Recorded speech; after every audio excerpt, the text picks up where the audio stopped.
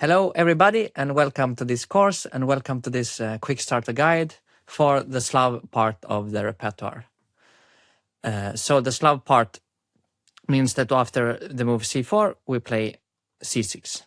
And there's also a Queen's Gambit declined part in which we instead play the move e6.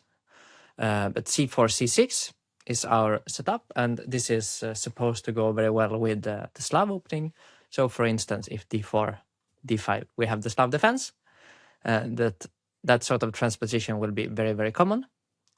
Another very popular move for white is knight f3, after which we play d5. So this could also have been reached by white altering the first two moves, the order of the first two moves. And here, the main question for white is whether to play e3 or to play g3. That is really the key question in this entire repertoire, and that is the big choice that white has. If e3, well, then after knight f6, again, I will not say this on every move, but just to get you sort of used to the idea, white can play d4, which we always have to be ready for. In this case, that would be the slow Slav. But the most common move for white is to move knight to c3. And this is quite an important setup and also quite reasonable from the white perspective. Basically, what white is doing is to make it difficult for us to develop this bishop on c8. So in the slow Slav, let's say, normally we would play the move bishop to f5. But here, that doesn't work too well because after c takes d5, c takes d5, white has the move queen b3, hitting the d5 pawn and especially the b7 pawn. In the Slav, in general, in the slow Slav, we would play the move queen c7. But here, due to white having played knight c3 earlier, the pawn on d5 is hanging. So this doesn't really work, and that is basically the reason why this whole thing is a little bit annoying for us. I mean, we could play e6, but that would leave us very likely ending up in the semi-Slav, which is a little bit outside the scope of the repertoire. I mean, immediately d4 would not be a concern, because we will play a6, which we will see next. But white could start, for instance, by playing b3, then queen c2 or bishop b2, and at a later stage push d4, reaching the semi-Slav and the anti-Moran line of the semi-Slav. Therefore, for this course, I have decided to recommend the move a6. And this is, I think, a very practically nice line to pick up as black. So the idea is basically to make a waiting move. In case white plays b3, that rules out the possibility of queen b3, which means that we are able to develop our bishop outside the pawn chain to f5 or to g4, which is very comfortable for us. And in general, white doesn't really have many more options than transposing into the a6 Slav after the move d4. Like all other replies are very easily handled by us. Like, let's say if b3 and we develop the bishop either to f5 or to g4 doesn't really matter too much, but it's very, very comfortable because the bishop is outside the pawn chain. And that's basically our main goal in the Slav. So d4 really is the, I would say, only critical move. And that is also why I do believe this move a6 on move 4 does make a lot of sense, practically speaking, because we are forcing, or not really forcing, but if white wants anything at all from the opening, white is almost obliged to play the move d4. And now we have an a6 Slav, which is not what I'm recommending in the classical Slav, of course, but we have an a6 Slav in which white is already forced to play e3 early on. So whereas we go from a normal a6 Slav, instead of the move e3, for instance, the move bishop g5, the move g3, the move c5, I mean, many moves, the move a4, they are all, in my opinion, more critical than the move e3. So yes, we have the a6 Slav, the Chevanyanko Slav, but white is very, very limited in choosing a line against it. So in some sense, we can say that both us and our opponents are tricked. But of course, as we are studying this, we will not feel tricked, whereas it's very likely that our opponents will still do it. And here there is a big choice. There is the move bishop f5, recommended by Kolovich in his course, but I'm recommending the move e6. which for you, those of you who do play the classical Slav or the Slav in general, might feel a little bit strange. We are locking the bishop in. But the point is that we are trying to go at some point d takes c4, follow up with b5, and then the bishop will get a nice comfortable square on b7 instead. So it's a sort of Meran style way of playing. But the move a6 instead of knight b7 makes it it makes it a little bit different. It's now called instead the accelerated Meran, and actually we are also leaving like 95% of the Meran theory by playing the move a6. So I believe actually that e6 makes a lot of sense. I mean, bishop f5 is possible, but I do believe that theoretically speaking, it's a little bit less sound, and white has a couple of different ways to put some pressure. So e6 is my recommendation. And white has a couple of different moves. By far, the main move is the move b3. This is also what Gelfand played against Anand in their World Championship match in 2012. And the point of the move b3 is basically that our idea with this setup, with the accelerated Meran, is to take on c4, and after bishop takes c4, to follow up with b5. That is why we are playing a6 to support the b5 move. And here, whites make sure that they can recapture with a pawn on c4 instead. Which basically makes it less tempting for us to take on c4. So that is the point. But now comes a move which is very important, and that is bishop to b4. And this also, in general, should look a little bit ugly to you if you see it for the first time. I mean, if you believe it looks a bit strange, then I congratulate you on your feeling. Because, well, in general, the bishop is better on d6 in the Meran. Because later on, we want to play knight b7, and very likely we want to push e5. But here we have a concrete reason for playing bishop b4. And that is after the move b3, white's by far most logical way to develop is bishop b2. But here, that doesn't work very well. So we attack the knight on c3, and after white's defends it with rook c1, we play queen a5, putting more pressure on this diagonal. White has to defend the knight once again, and now comes the big tactical point, queen takes a2. So utilizing the fact that the knight is pinned, we simply win a pawn.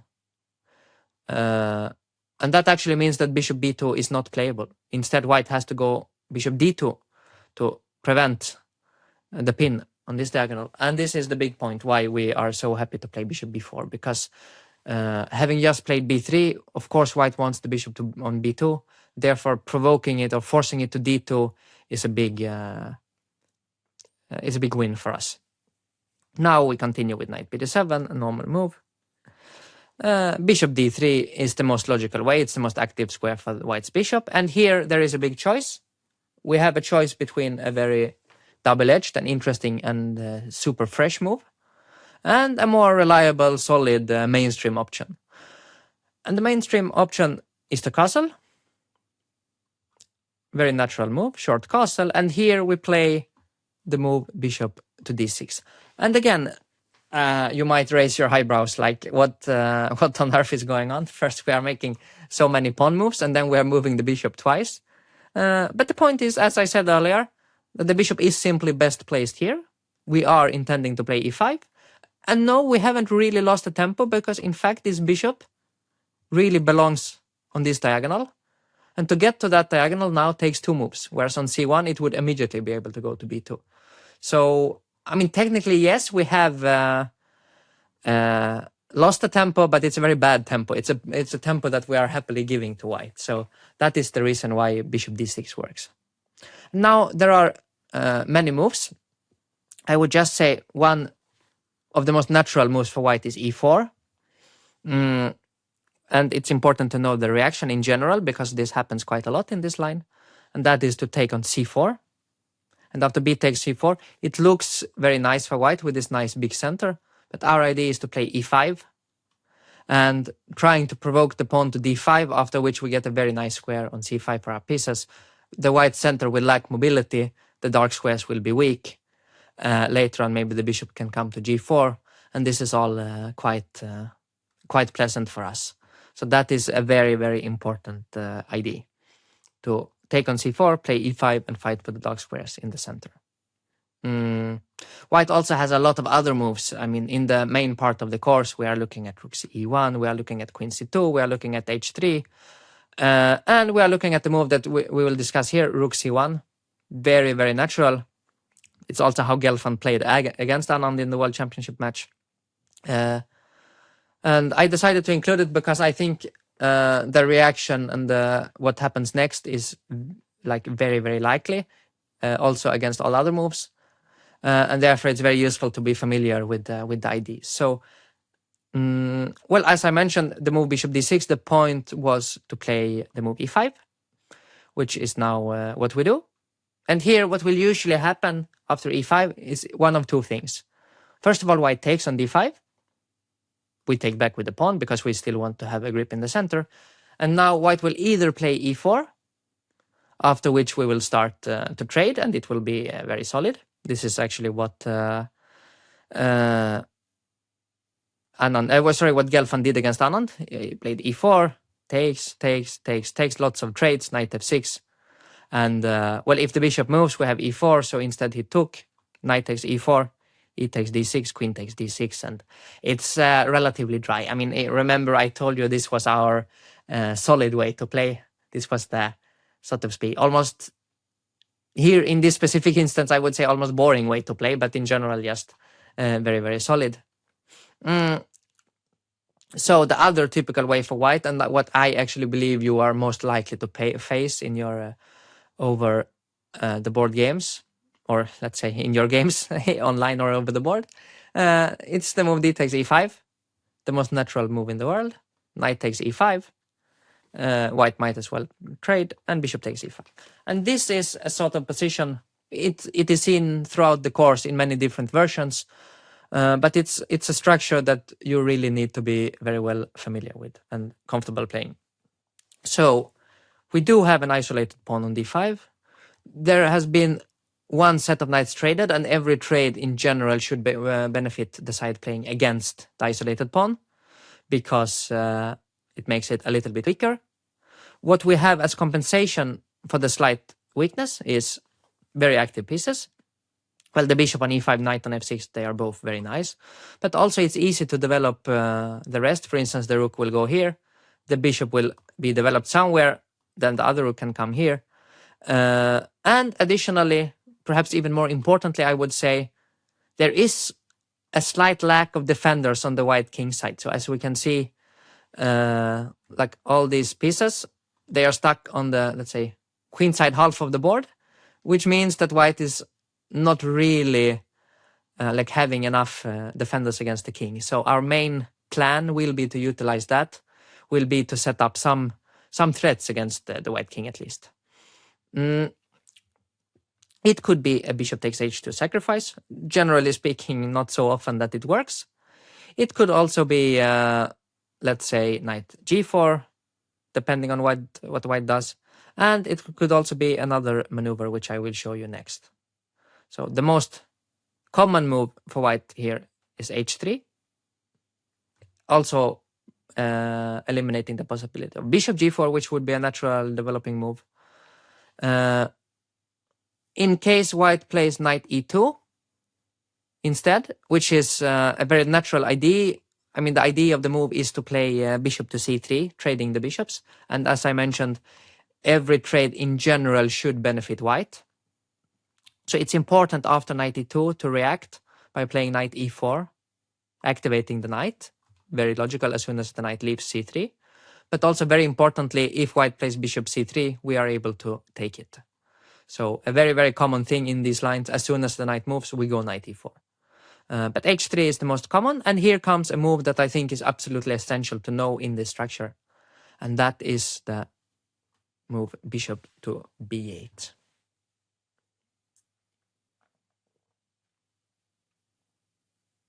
Very, very important. And the idea is to go queen to d6 next, trying to create a mating threat.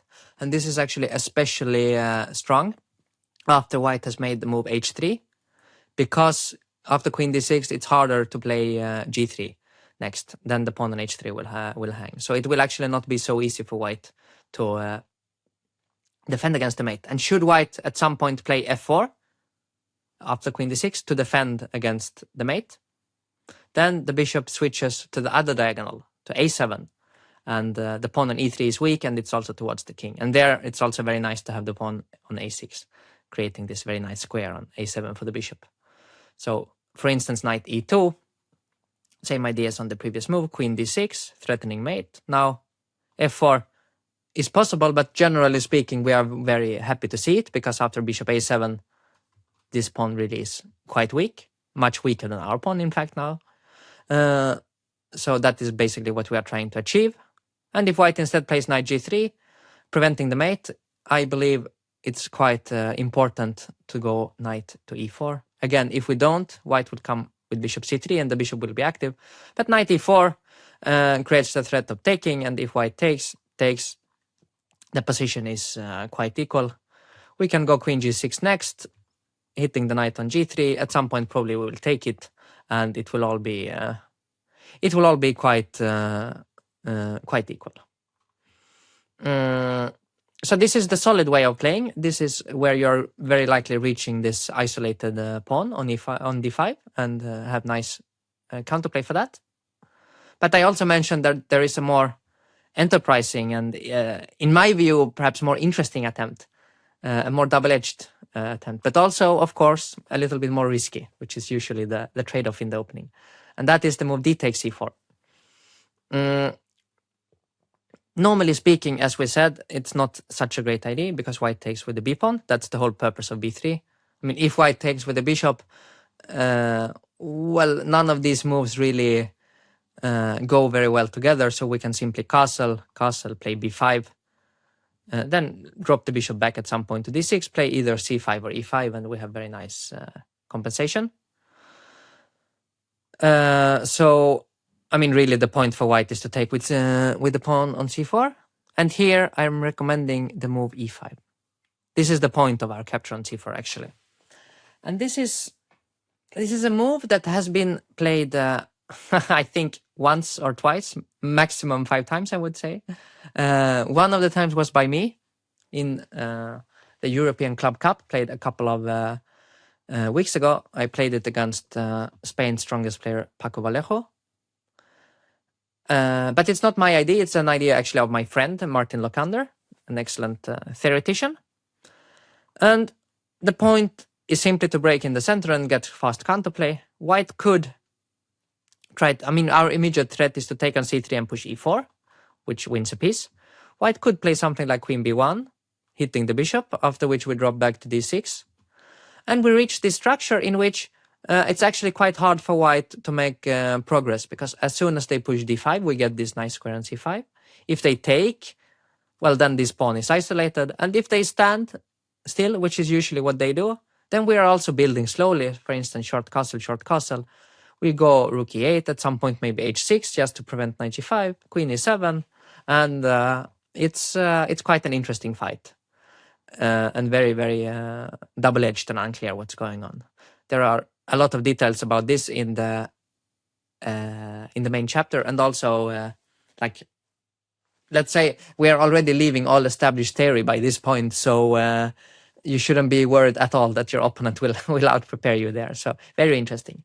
But of course, it's also very important to ask the question, what happens if white were to take on e5? After all, it's a pawn up for the grabs, so to speak.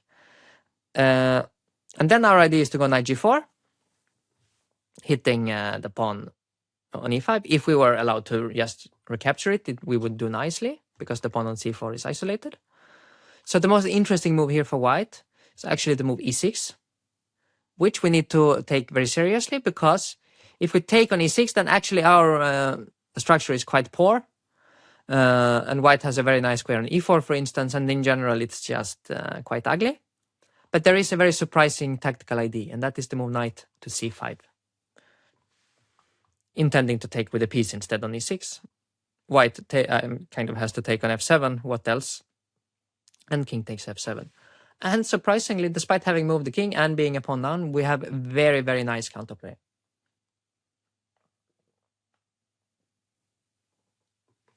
First of all, the bishop is hanging. If it retreats to e2, which is in fact most solid, then we have a nice trick. We can take on f2, king takes f2, and take on c3. So winning back the piece, because when white takes, we can give a check and recapture on c3. So something like this, the king has to move, we take on c3. It's equal material and our structure is slightly better, so we at least have no problems. So therefore, it seems more natural to go bishop c2, in just keeping this square under control. I imagine this is a very likely thing to happen if you play this line as black. It's one of the first things that crossed my mind from the white side. But here it turns out that after the move queen f6, white is actually in some rather big, let's say, direct problems, because the knight on c3 is hanging, and it doesn't really, it can't really move, because if it moves, then we take on d2, and white cannot really get recapture, because if the knight takes, there is mate. If the queen takes, the rook is hanging. And of course, king takes makes no sense. Also, the f2 pawn is hanging. So this is just losing instantly for white. Therefore, the only way for white to play actually is to castle, simply giving up the piece. And after takes, queen takes. White does have the move queen d6, creating some threats like knight g5 check. And our king is quite vulnerable, and in fact, white does get some compensation. I think not enough, but it's useful to be aware of it. So queen takes c2, eliminating the dangerous bishop, check, king e8. If white were to win back our piece, then we still keep one extra. So let's, for instance, queen f5, and we are just winning an extra piece for one pawn only. So rook a d1, threatening mate, is the only chance. But we can simply defend with bishop d7. If white takes, we still have queen f5. And it's not like white has no compensation at all for the piece, but it simply isn't enough. So I think if you reach this point, you should be really, really happy. But it was more to show how quickly things can go wrong if white makes some, to my eyes, very natural moves. So basically, you have this big choice here between playing solid and playing more creatively with d takes c4. And both are very viable. Instead of the move b3, which we saw weakened this diagonal, white could try also to play the move queen c2. It's what actually in this match I mentioned between Gelfand and Anand, the World Championship match in 2012. Gelfand first tried b3, didn't get anywhere at all, and then later on switched to queen c2 actually. And here comes a move that is very important for us in general, and that is, or a concept as well, I should say. That is, as soon as the queen leaves the d1 square, what we are generally looking out to do, it's very often a good thing, that is the move c5. Attacking the pawn on d4 because it's now weaker than before, because the queen has moved. Also, with this tension with the pawns in the center, very likely the queen on c2 will later on get under attack, because the c file is so likely to be opened later on.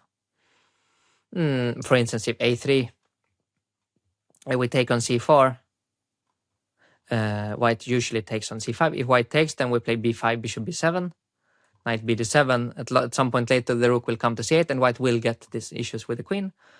So usually what white does here is taking on d5. And again, we take back with the pawn. And again, we're aiming, just like in the previous line, for this isolated pawn. So for instance here, well, the main move is bishop e2, after which we take ourselves on d4. Another way for white to play is d takes c5, going for the same structure, but just kind of forcing it. Bishop takes c5. And also here, I would say that the queen on c2 is a little bit misplaced. Again, it would like to be on d1, attacking the weak pawn, but also keeping track of the square on d4.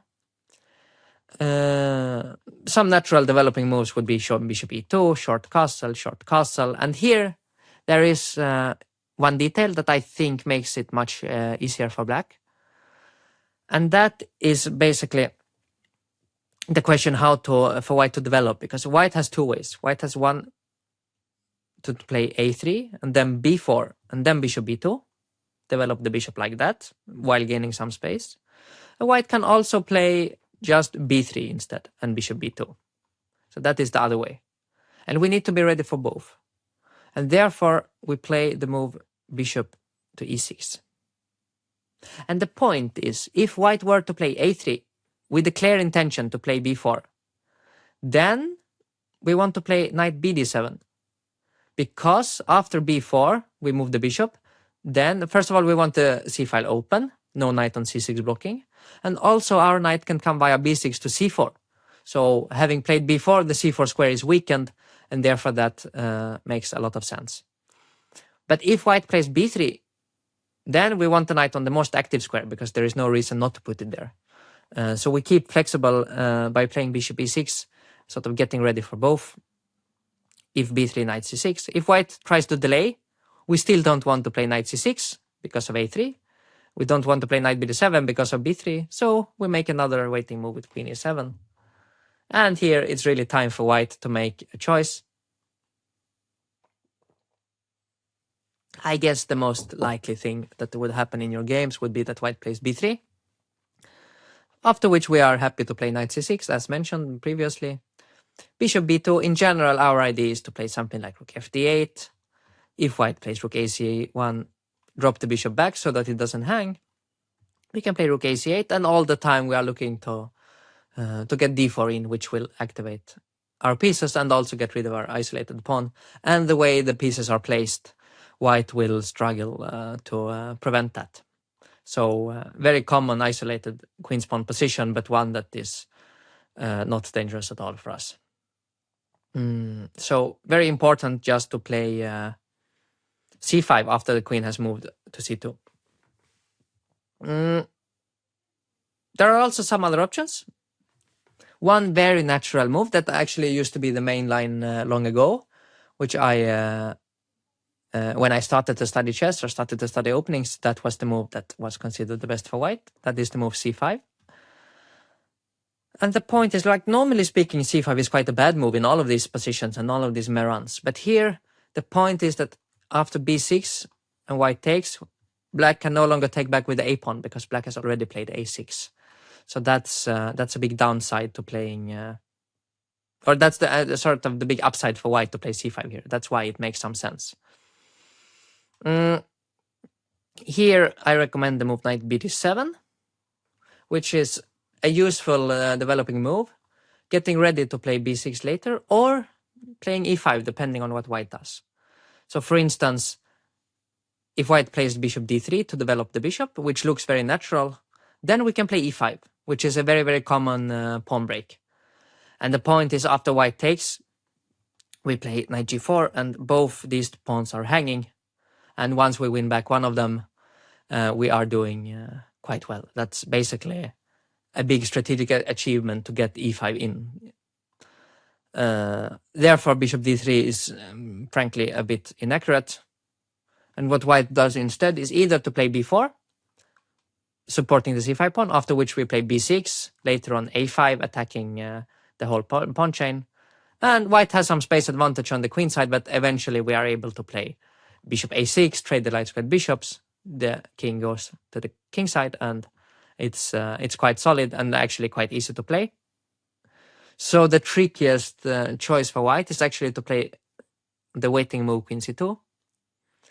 And the point is, well, first of all, the pawn doesn't commit to b4, so it's not weak. But also that the bishop is not yet on d3, which makes our e5 break a little bit less tempting. Additionally, the queen can defend the pawn on c5. So it's kind of a waiting move, but a very good one, because it's up to us now to, I mean, we have to make a decision here as black, how to play. And I believe the move that I'm recommending, let's say, is the move b6. And I think this is, it's very solid, it's very healthy, but also actually it's very easy to play for black. Like first time I saw it, I thought after c takes b6, queen takes b6, that white must be doing well, because this pawn is backward, And it's actually surprisingly difficult to get c5. Or if we play c5, white gets an initiative with moves like knight a4. But it turns out, let's say after bishop d2, that there is no rush to play c5. And it's very, very hard for white to get anywhere without it. So actually our plan and our moves are very simple. We play bishop d6. Now white can make a lot of different moves, but let's say rook c1. Threatening knight a4, and the pawn is hanging, so we need to defend it with bishop b7. Here, again, many different move orders are possible, but it will basically lead to the same thing or the same style. Bishop d3, short castle. Knight a4, very useful to control the c5 square. We drop back to c7. We just don't go to a7 because after bishop a5, it's quite hard to kick white's pieces out. So we go to c7, short castle, and now comes really the plan that makes the whole thing tempting for us, or at the very least makes it fine for us. And that is the move a5. And the point of the move a5 is simply that we are going to trade the bishops on a6 later on. So first we need to play rook fc8 to guard this pawn, but then we are ready for bishop a6. And once we trade the light squared bishops, things looks much nicer for us. We get access to the e4 square. White has no way to create any attack, for instance, against our king side. And also, like later on, the idea of playing c5 is not disappearing. It will come eventually. But first, it's very important to get in the trade of light squared bishops. We could also consider to play knight b6 after having traded light squared bishops, forcing white either to move the knight, for instance, knight c5, after which we play a4. And it's all quite solid. But for now, the thing you need to know is just the plan of bishop a6. That will solve basically all of the problems. So actually, the move c5 has gone a bit out of fashion, and I believe this setup for us is very, very reliable, solid, and also easy to learn. Finally, in this position, there is one move that is very, very likely to happen, I think, in your games, but on the top level is a little bit less common, and that is the move bishop to d3. And the reason why I believe it's very likely is that it's by far the main move if we have knight bd7 instead of a6. But actually, the move a6 turns out to be more useful here than knight bd7, because we take. It's a very good rule of thumb. As soon as white develops the bishop, we take, because when white recaptures, they have lost a tempo, spending 2 moves getting to c4. Now b5, and here white has many moves, bishop d3, bishop e2, and bishop b3. But if bishop d3, we play bishop b7, and we are ready to play c5 next. And that is because this pawn defends the other pawn on b5. And this is a very, very big difference to the normal Maran, because basically we are getting c5 one move earlier, which means that we can attack the white center one move earlier. And that is all we need to be completely fine. So here there are some details, of course, in the main part of the course, but I don't really think it's very necessary to know. It's quite easy to play, and very natural moves. Just only thing you need to remember, push c5 on the next move very quickly. That will limit white's possibilities a lot. The move bishop b3 is recommended by Christian Silecki and Hansen in their lifetime repertoire on knight f3 and c4. That is one reason why I added it, and also because it's the sharpest move actually. So in the normal Maran, bishop b3 is considered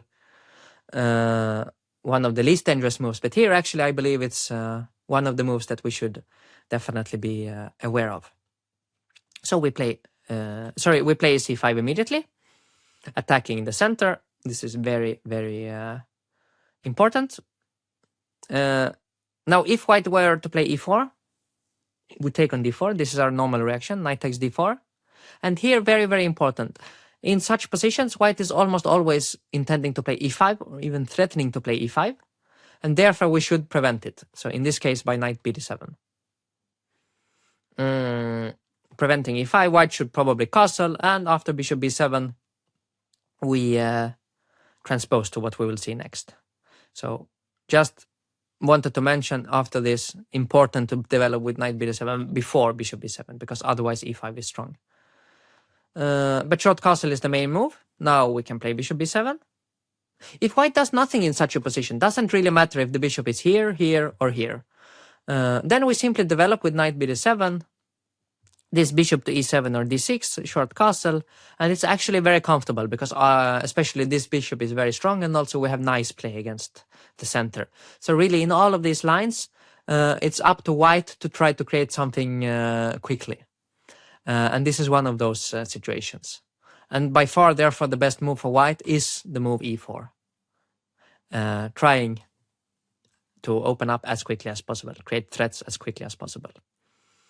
And generally speaking, taking the pawn on e4 twice, it's very dangerous. White plays rook e1. We shouldn't forget that we are quite a bit behind in development, so opening up the center is very, very risky. Instead, we take on d4. Queen trades are in general in our favor, because white's the whole purpose of the white position is to create direct threats, and without queens, it's generally speaking harder to create threats. So knight takes d4 is the move. And again, there is a threat which you need to address. That threat is e5. So knight bd7 is very important. And we have the same situation as before. White really needs to create some sort of quick threats.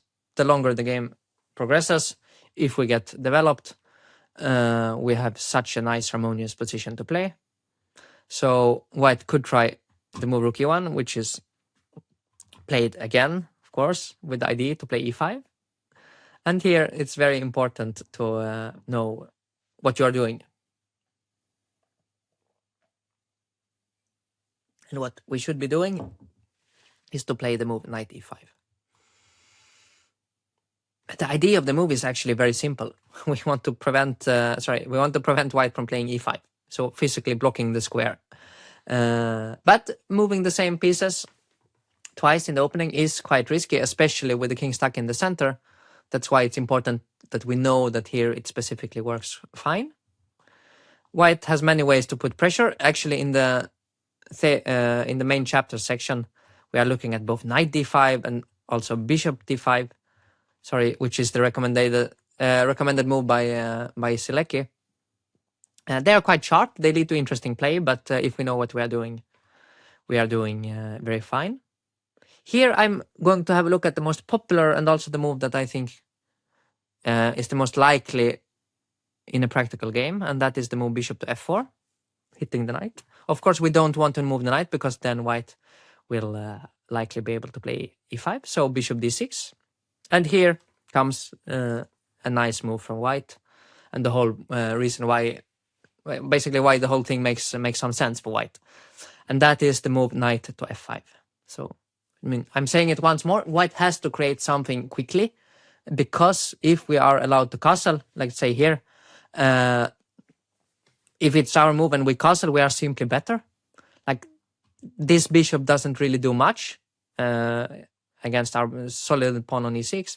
This pawn, I mean, we are not going to win it immediately, but it's also a little bit of a long-term weakness. And also, white is just, I mean, our pieces are just so nice. We have this nice square on e5, and it's just, I mean, basically exactly what we want. So white should do something fast. Knight f5 is a nice way to do it. The reason I'm showing it is that it might feel, I mean, you might get quite nervous if you are black and you see this for the first time.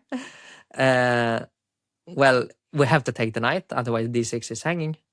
He takes f5, and here it's very important, and it's an idea that we are using very often in these lines, and that is to actually not bother with defending the knight on e5, but instead give it back. In this case, short castle. Simply important to get the king to safety. Bishop takes e5 has to be played. Takes. Now, if white trades queens, we have this intermediate check on h2. So white takes with the rook on e5. Now we are a pawn down, but after queen c7, actually, we do have quite nice compensation. One reason for that is that this bishop is very strong. Also, the rook is hanging, and if the rook moves, then rook a d8, and we do have quite a lot of threats. Like one way is to play queen c6, attacking the pawn on g2. If the queen moves away somewhere, not to e2, then we can play knight g4, hitting both h2 and e3. Also, we have the possibility b4, kicking out this knight, and even rook e8 at some moment. So we have a lot of threats. Finally, I should also mention that this pawn is quite weak. This can also, for instance, queen c5, we can attack that pawn. So very, very active pieces, lots of threats, and it's also only one doubled pawn we have sacrificed. So actually, this is pretty nice for us, and I believe it's just in general a very important idea. This first we take the piece, but then we are not trying to hold on to it for too long. We are actually happy to give it back in order to activate our pieces. So very important strategic concept. Instead of this, basically that concludes the part about a6. White does have a couple of other ways than d4. I mentioned earlier that they are not too threatening. We can just develop the bishop to f5 or g4. Very comfortable. One slightly tricky move is the move queen to c2. Already here, actually. And the point of this move is to not, let's say, place a pawn on b3 so that the queen can go to b3 later on, but also that it prevents bishop to f5, which is what we really want to do in general in these structures.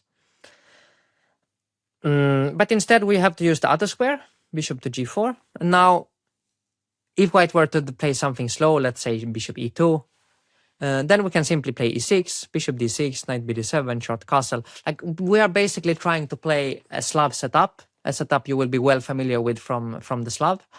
And if there is nothing immediate happening to us, we simply have a very nice version of that, a very comfortable position.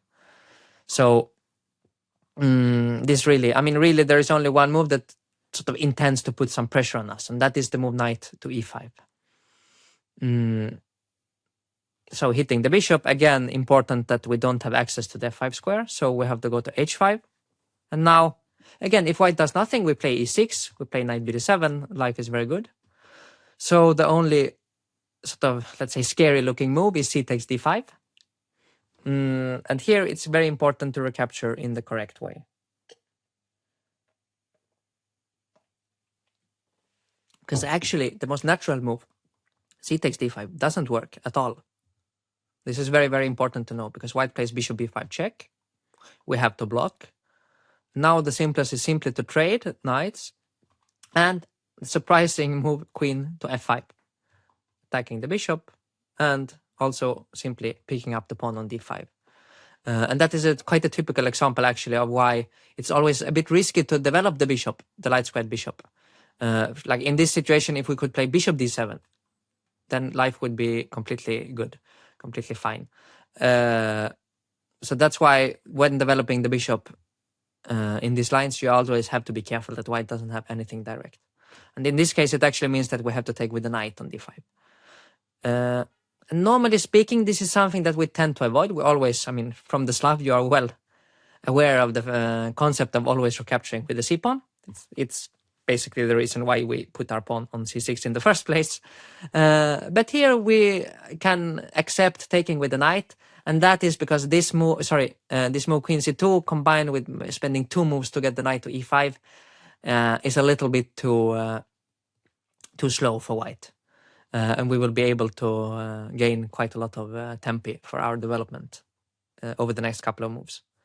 Here there are 2 moves. Knight c3 is covered in the main chapter, but perhaps the most natural move is d4. Very logical, and it's important here. I'm showing it because, from a strategic concept, it's important to do something quickly as black here, because after having recaptured with the knight, we have fewer pawns in the center long term. So if nothing happens over the next couple of moves, white will get some advantage.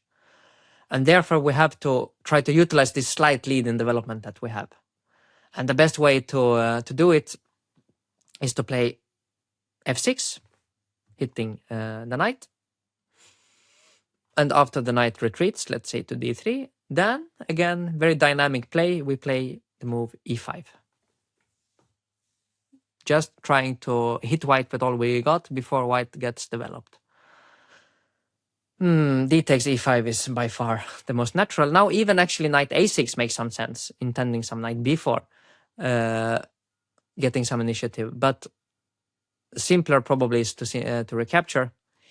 If knight takes, then knight b4 is very strong. So white should do something else. The best or the most solid move, I would say, is the move e4, just preventing us from playing e4 and also getting a tempo on the knight. But then we can play knight b4. We trade the knights. Let's say knight takes d4, b4, bishop takes b4. Here knight d2 is covered in the main chapter. Also very natural is knight c3. And it's important here just that you are a little bit tactically alert. It looks very natural to castle, but that would actually drop a piece after queen b3 check, picking up the bishop. So therefore, we simply take control over this diagonal. Also very nice that we prevent bishop c4. And next move, we are ready to castle. Yes, we have this isolated pawn on e5, more pawn islands than white. But as compensation, we have this very, very nice square on d4. So some bishop c5, bishop d4, for instance. Also, the f file is quite useful later on. And these factors definitely compensate for the isolated pawn, which, by the way, also is very, very hard to attack. So this basically concludes what you need to know about the setups with e3. We go for the setup with a6, transposed to this Chebanenko Slav, but in a very nice version. It has the time has come to switch to white's other main try, which is the move g3, which is also basically the move that I have played myself the most. Although it's hard to say which of the moves e3 or g3 is the main line. I think they are equally popular, and both. I would say both are main lines actually nowadays. And here, again, there are a couple of options for black. As for myself, I have very often played g6, but that is because I also have the Greenfield Indian in my opening repertoire. It's also possible to develop the bishop to f5 or g4, but I was never a big fan of that. I think actually white is quite pleasant there. So instead, what I have chosen to do, or to recommend, is to simply grab the pawn on c4. So we are not really trying to hold on to the pawn, but it's very useful to... white will have to spend quite some time winning it back, and in the meantime we are getting developed, and we have a perfectly healthy position. Bishop g2 is what white usually plays, and here the main line for a long time has been knight d7, for instance, recommended by Shankland in his course, and also the most popular move in correspondence chess, for instance, and so on. But after short castle, knight gf6, this is how the line goes. Queen c2. The point for black is to defend the pawn with knight b6. And, I mean, this is a perfectly possible line. There is, of course, a reason why it's played in correspondence chess and so on. But I believe that from a practical perspective, there's a lot of lines to know. There's a lot of things that white can try. Lots of ways for black to go wrong if you're not super alert. And just overall, to my mind, it's a little bit impractical, and also not so much in line with the philosophy of the course. So, for instance, here, if white plays knight e5, the best move for black, the move that makes it all hold together, theoretically, is the move h5. I mean, yes, it's fine for sure. It's like it's definitely playable, but I don't like it so much. I think it's a bit too demanding from the black perspective. So that's why in this position, I'm recommending a slightly controversial move, which is the move e6. And this move is simply played with the intention to keep... Well, basically, let's say there are two reasons to play it. Like, first of all, the intention is to get white out of their compound zone. It's a bit unusual, the move. Like, it's very rare, in fact. It's also considered not the best, which I think for I think it's basically underestimated by the theoreticians. And basically, it lets us keep the game quite fresh. It keeps most of the pieces on the board, and it leads to a very interesting fight. But like, if you are the sort of player who wants mathematical equality and kill the game, like equalize and preferably trade as much as possible and know your lines until move 20, then you should not play e6. That's not for you. But if you want an interesting, let's say, interesting strategic and slightly unusual middle game fight, where you are also not worse for sure, then I like the move e6. So it's very much in my style. And for those of you who have my previous courses, you will probably enjoy it as well. Chess-wise, the reason for the move e6 is that white is quite likely at some point to play knight a3, and we simply want to grab the knight when it gets there. We want to take it. So, for instance, if white plays a4, which is quite likely in these Reti-style positions, with the point that b5 doesn't work, because white will take and open up the long diagonal. Then we play knight f6, and, well, white can castle, then we develop with knight b7, but the whole point is that as soon as white goes knight a3, we always grab the knight. Rook takes a3, and then we keep developing. We will discuss this position a little bit later. So always take the knight on a3, basically the main thing to remember. Most often white plays short castle. We play knight f6. It's also, by the way, important to start with knight f6, because first of all, of course, developing this bishop doesn't make sense because we want to take in one move. But also, we don't yet know what we want to do on the other side of the board. Sometimes we want to defend the pawn with b5. That is risky, but if it's working, then it's quite nice. We keep our extra pawn. Sometimes we want to be more modest, simply play b6 in order to develop the bishop to b7. So it depends a little bit. Quite often we want to play knight d7, but sometimes the knight wants to go to c6. So knight f6 is the most flexible move. If knight a3, we still take it. As I promised you, we always take the knight. Very easy to remember. B takes a3, short castle. And here, most probably, we want to defend the pawn with b5. Then we want to develop with knight b7, bishop b7, and so on. This double pawns actually doesn't hurt white very much. Like, they are not so bad because they open up the b file. Also, the bishop gets to b2 quickly, and white can attack our b5 pawn with a4. But on the other hand, the c4 pawn is kept alive. We have gained some time, and we are doing quite fine. But it's a very interesting middle game for both sides, actually. The most common move is a4. That is actually the move, for instance, Shankland recommends in his lifetime repertoire on the Reti.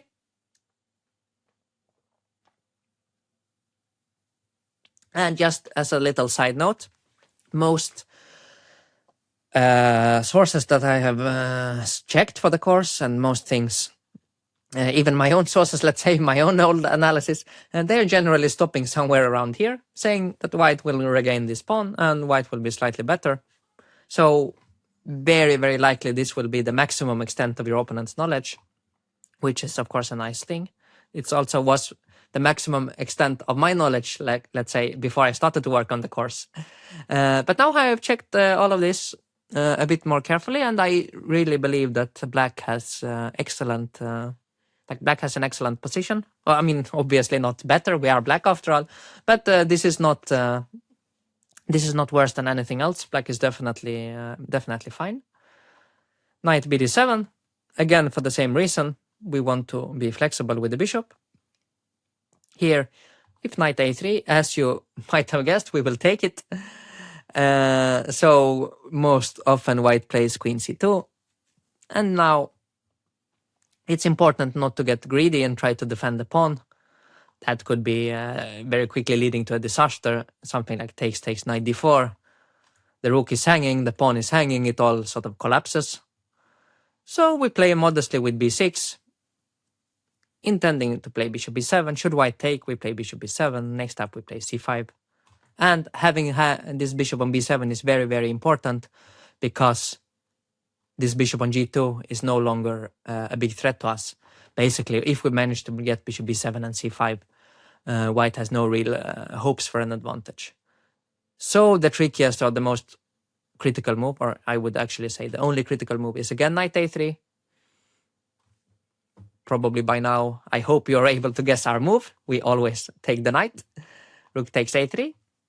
And bishop b7. Again, we always need to oppose on the long diagonal. White regains the pawn and we castle. And this is a sort of position I think that is very, very likely to arise in case your opponent plays the g3 lines. And it's important to understand what is going on in general here. Because white does have the bishop pair, which means that white has some grounds for optimism. But we are also quite happy. We have a couple of things that compensates for the bishop pair. So first of all, we have a very solid position. We have no weaknesses. Next, we will play c5. This bishop is very good on the long diagonal. We have no other bad pieces. Both our knights are actually very decent. Additionally, we have another thing that is quite nice, and that is the square on b4. So it's quite easy to imagine, for instance, later on a knight coming to b4 where it will be well placed. And even more importantly, I would say that it's very hard for white to come up with a clear plan, because once we play c5, also we would very much like to play a5. Just basically what we are doing is we are putting our pawns on dark squares because we have a light squared bishop. So we are trying to fight against this bishop. c5, a5, and even later on e5, just to hinder this bishop on c1. And once we have gotten all of that, which by the way white is not really able to stop, then it becomes very, very hard for white to come up with a plan. Whereas we keep improving queen e7, maybe bring the rooks to the center of the board. As mentioned, this square on b4 for the knight. It's hard to say exactly what we are going to do after that. It depends also what white has done in the meantime. But basically, white lacks any sort of useful pawn breaks and therefore also any sort of useful plan. And that's quite an interesting strategic battle, I think, that goes on here.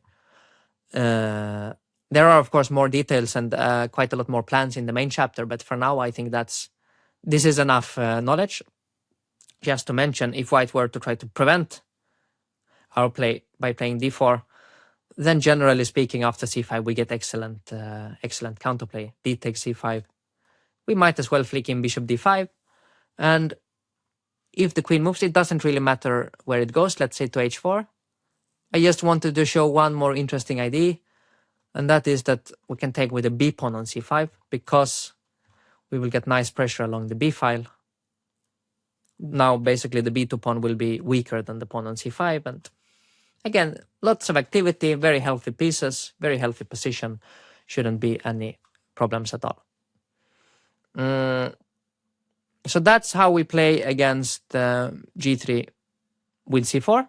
We play this move e6 in order to always grab the knight on a3, then develop with a very harmonious position. This actually concludes the coverage of c4.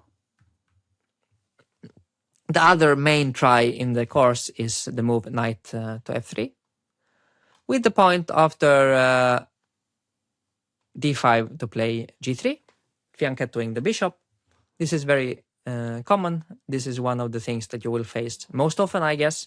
And here I propose a quite interesting sideline.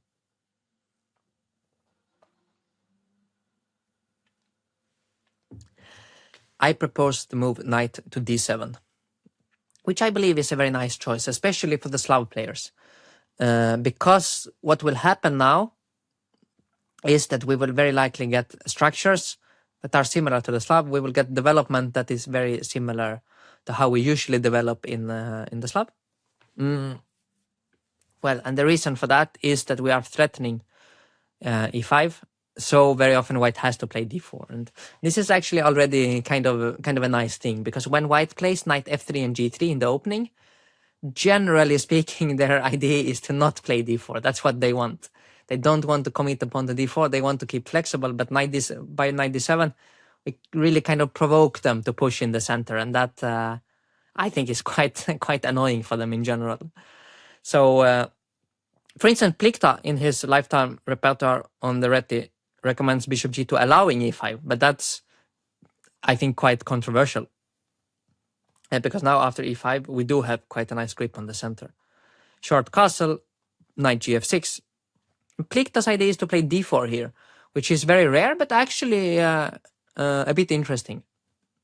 It forces us to make some good moves immediately. I believe the first of those is e4. Very, very natural. Knight e5. Now it's important to challenge the knight. Bishop d6. This is all very, very natural. White cannot really keep the knight on e5 in a good way, so we'll take. Bishop takes, and now c4. And this is actually very, very important. Because here, if you are not careful, or if you don't know it, it's easy to drift into a bad position. Like, for instance, if black were to play c6, then white would maybe take and play bishop g5, hit the knight, and then knight c3. The pawn on d5 would be quite weak, and very quickly things can get out of hand. But instead, we play the move h6. And the simple reason we do it is to prevent bishop g5.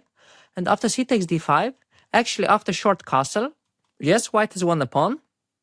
After something like knight c3, rook e8, we do keep the pawn on e4 alive. We can protect it with the queen e7 should we want to. We can also play bishop f5, further strengthening the pawn if we need to. And at some point later on, we will start to maybe target this pawn on d5. It could even be b5, b4, depending on what white does. And in general, it's very, let's say, I mean, white doesn't have many plans. Like these pawns on d4 and d5, they are kind of in the way. All our pieces are sensibly squared, placed on sensible squares, sorry. And actually, this sacrifice, I think, is very interesting for us. There are, of course, more details in the main chapter, but I think for now, this is enough. Another thing that I think we should be aware of, but which is much simpler to face, this is d3, the real King's Indian attack, so to speak. The only thing to keep in mind here is after we develop with bishop e7, and if white plays either c4 or e4, we simply take it in order to not get an overextended center. So for instance, knight bd2, short castle e4. As soon as it comes, we take. And after, let's say, d takes e4, our setup is to play c6. We put the queen on c7. The rook goes to e8 in order to support the pawn on e5. And later on, it depends a lot on what white does, but in general, we want to grab space on the queen side, a5, a4, maybe a5, b5, and just very, very healthy position, very easy to play. This bishop on c8, it can actually stay there for quite a long time. It doesn't have to be developed immediately because this rook is quite useful on the queen side already. So very, very healthy stuff and very easy to play. I don't think you need any more concrete knowledge. So really the move that white should play here, or the most common move and the most interesting move, is d4. And now our next move might be a little bit surprising, but actually it makes a lot of sense, and that is the move knight to b6. And well, it looks very strange to have a knight on b6. I will give you that. It is very strange, but it's also very nice to have provoked d4, because it means that white has lost so much flexibility in their position. Also, it makes it quite easy for us to develop our pieces. We know exactly what we want now. We want to play bishop f5, and then we want to play our typical Slav setup: e6, c6, knight f6, this bishop to e7 or d6. Very often we play h6 just to give this bishop a retreating square. And I mean, I'm sure you are very, very familiar with this setup from the Slav. It's basically our go-to setup when white is doing nothing to prevent it. You can also call it a reversed London. Yes, the knight is on b6. It's a bit strange. But if worst comes to worst, it can also drop back to d7, which is a completely normal square. But also, I'm like, you shouldn't go back to d7 voluntarily, because the knight is actually also useful on b6. It does make it much harder for white to play c4. And combined with bishop f5, which makes e4 difficult to play, well, you are beginning to understand that white is lacking useful things to do. And that is basically the main reason why this makes a lot of sense for black. It's simply like if we manage to develop our pieces, white will actually lack basically a good plan. This is a sideline. It was popularized when Alexenko beat Karyakin in the 2019 Grand Swiss. Actually, by this game, it was in the last round, very, very important. Alexenko qualified for the candidates and so on. So it got some attention. So it got a bit of a popularity, but then the theoreticians came up with a cunning way for white to play, which was the move knight to c3. And this is very, it's a very concrete move aimed at immediately trying to not allow us our setup. Because if white were to play, let's say, bishop g2, I mean, we would simply make our moves, something like this, and we will play h6 next, knight f6. I mean, we will make all our moves, and white will simply not be able to put any sort of pressure on us. That will be very comfortable. I think, especially on lower levels, 9 times out of 10, this is what you will get. So it makes a lot of sense to study, first of all, the main chapter there, but also the model games, which I'm included in the structure. But if your opponent is a little bit booked up, wants to, let's say, disturb our setup, then one of the ways, or the main way to do it, is knight c3. So it's also the move I've played myself when I faced this line as white in a classical game. When I had time to prepare, I played knight c3. So it's definitely, theoretically speaking, the most important move. We play bishop f5, and the reason why the knight goes to c3 is that white can here play knight h4. And the point is that white wants to grab the bishop on f5. Sometimes in the Slav, and also sometimes in this line, it's possible to play e6, takes, e takes, because we get this nice grip on e4, and we get nice control over the center. But in this specific situation, white actually has very easy play, which was also proved in most of the games that was played here. So for this course, and also I had some games myself as black, I played the move, and I'm also recommending in the course the move bishop to g4. Simply not allowing white to take the bishop. And I believe this is, at least from a theoretical perspective, but also practical perspective, very, very important. Because by bishop g4, we are completely changing the character of the game. Because white wants to take on f5, enjoy this slight advantage, play a long game. Whereas after bishop g4, it's already rather double-edged. It's many things that are slightly unusual, let's say. And many different, let's say, many fresh questions to be answered already by move 5. The main move is h3. Actually, the main idea for white is to trap the bishop. Bishop to h5. Now g4 would really be quite ugly. It's quite a big weakness. It's possible for white to play the move queen d3 in order to push e4. It's one of the lines that we are considering in the main chapter. But the other point, and I think the move that if you are playing, let's say, a booked up opponent or someone who is a little bit aware of the line will play, that is the move knight g2. Which, if you have seen it from for the first time, I mean, it looks kind of odd, I have to say. It looks very strange. But the idea is very simple. White wants to play knight f4, basically trapping the bishop.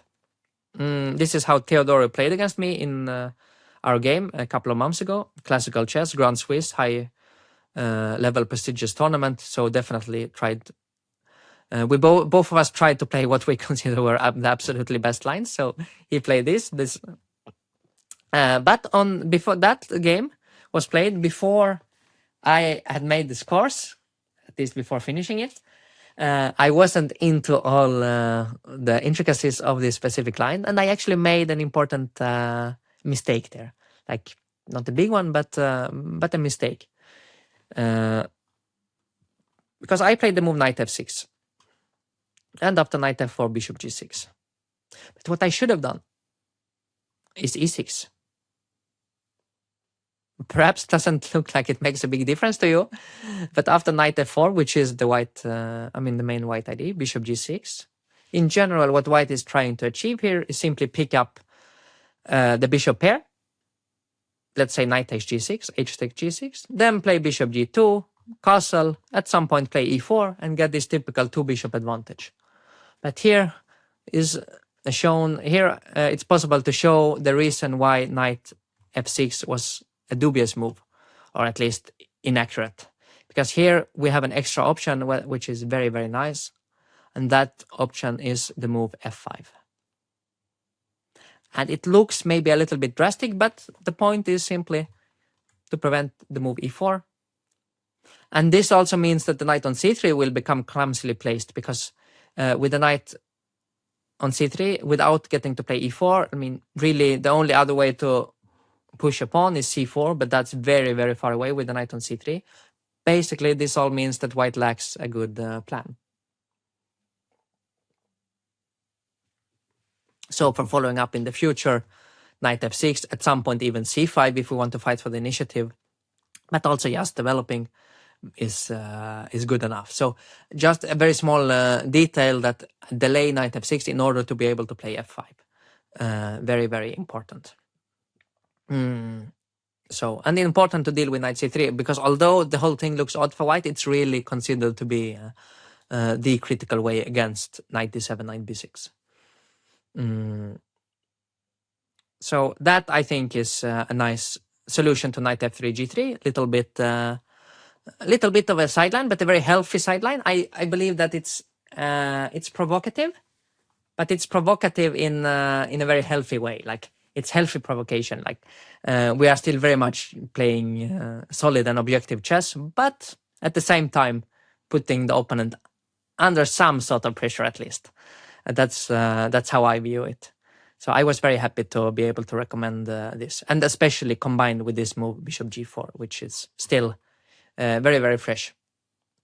So that's the other of white's main tries.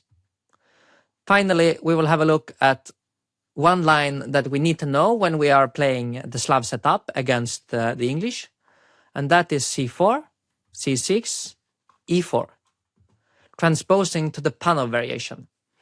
And that is a little bit annoying, to be honest, because now this opening is mainly considered to be an e4 opening. It's considered to be the Caro-Kann. Like, it's, I guess, more often reached in the Caro-Kann or from the Caro-Kann.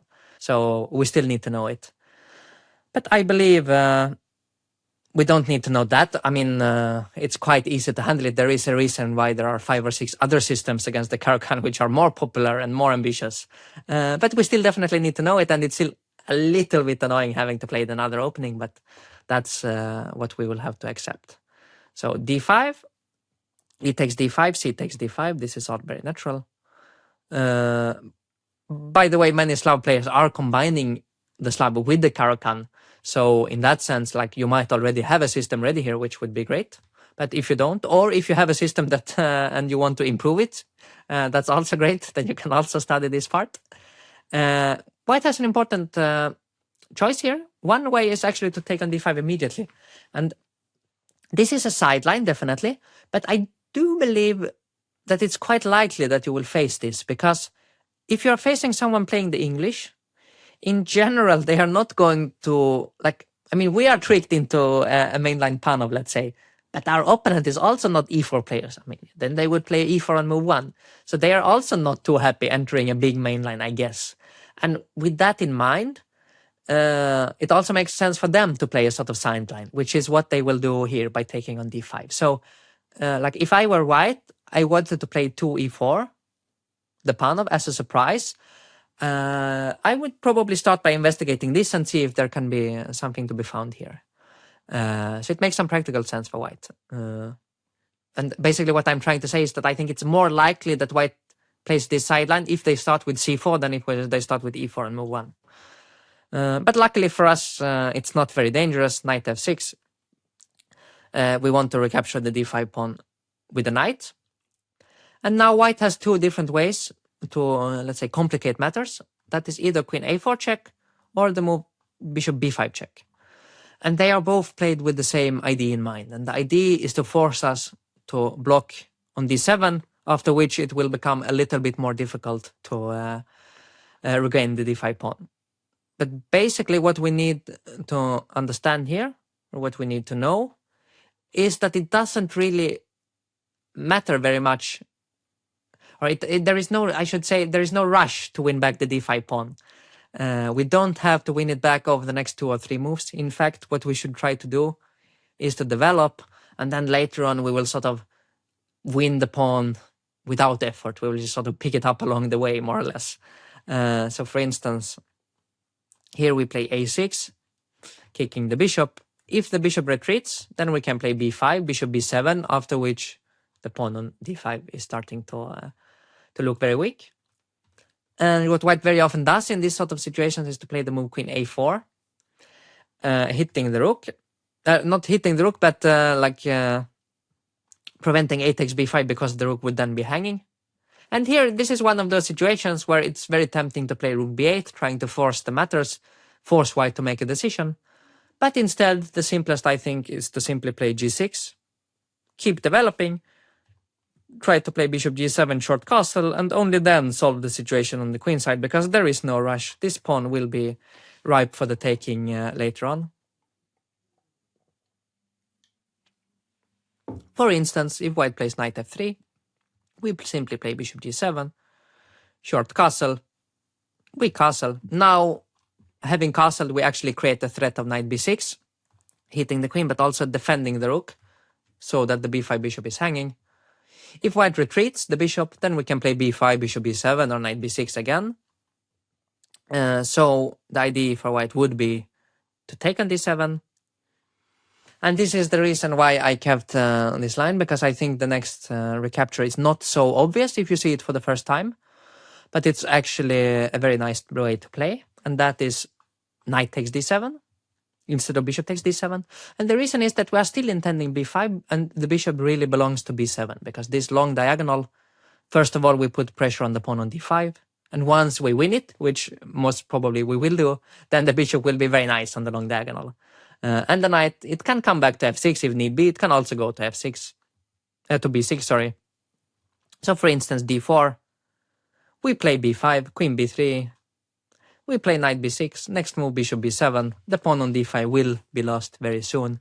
And once we win back the pawn, we will simply have a very nice position. So the main thing here, main thing to keep in mind is to not rush by winning back the pawn. The pawn is not going anywhere. You will get it back later on. Don't worry about that. Finish development, get your king in safety, get all your pieces to good squares. Then pick the pawn up when you feel like it. Very, very important. So this is the sideline. The main line is d4. This is now the real panel, let's say. Knight f6, knight c3, knight c6. The main move here for white is knight f3. And in this position, I mean, against the panel in general, there are many, many choices, many options. For this course, I have chosen to recommend the move a6, which I think goes very well in line with the general philosophy of the course. It's slightly provocative, while still being very solid and reliable and very, very interesting. And will take your pawn of opponents somewhat out of book, hopefully. Additionally, it's also an old personal favorite of mine as black. I have played it many, many times. For instance, in the Vaikansé tournament against Mamedyarov, I played it and got a good position. So also in some other games. So I'm definitely, I have been a big fan for a while, and I'm happy to recommend it. There are many, many ways for white to play. The idea of the move a6 in general is to make kind of a waiting move. It's a very good supportive move. If white develops the bishop from f1, then it's more tempting to take because white loses a temporary capturing. But also it's a little bit more concrete, because if we were to play bishop g4 immediately, then it's quite annoying. Like, it's the main move, it's the main line, it's fine, but this line with queen b3 gets quite concrete, quite sharp, and well, it's possible, but it's again one of those lines where, yes, it's played in correspondence, it's very reliable, it's a good line, but you also have to know very long lines in order to only force a draw without getting any winning chances at all. So by playing a6, we are trying to keep it fresh. We are trying to get a richer game, basically keeping more pieces and so on. So additionally, now queen b3 can be met by knight a5 because the b5 square is under control.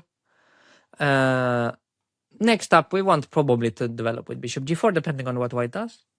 But it's also not so easy for white to make a move. Quite often they take on d5, which is something we will study in the main chapter. The most critical move, in my opinion, and also quite natural move, is the move c5, which is what we will look at here. It's how I played myself when I was white, because I'm also playing this from time to time with white. I played it against Jordan van Foreest. And the idea is a little bit similar to what we saw in the accelerated Meran chapter, the Chabanyanko, that once black has played a6, it's a little bit less tempting to play b6, because we cannot recapture with a-pawn. But also white is securing some space advantages on the queen side. It's also in general one of the main ideas for white. For instance, if black plays e6, then also c5 is the most important move theoretically. So after c5 here, though, there is a little bit of a difference compared to not having the pawn on e6, and that is that we are able to develop the bishop outside the pawn chain. And really here, it's all about putting pressure on the pawn on d4. So that's why we develop the bishop. We are actually happily giving up the bishop later on in order to keep increasing the pressure on d4. So bishop e2, very natural. And here another very important move, which is very natural considering what we just said. That is the move g6. We are rarely fianchettoing the bishop in the entire course, actually. But this is one of the exceptions, because here it really makes a lot of sense. Bishop g7 will put pressure on d4. That's really our main target. So very, very natural. Bishop e3, bishop g7, short castle. And now a move that I like very much, or at least a move with an idea that I like very much. Which was not played, because in our game, me against Jordan van Foreest, Jordan castled, which was, I think, a little bit inaccurate. I prefer the move e6. And there is a very nice and quite hidden idea behind it. So in my game, after castle, I played h3, so it's also the most natural move here, for sure.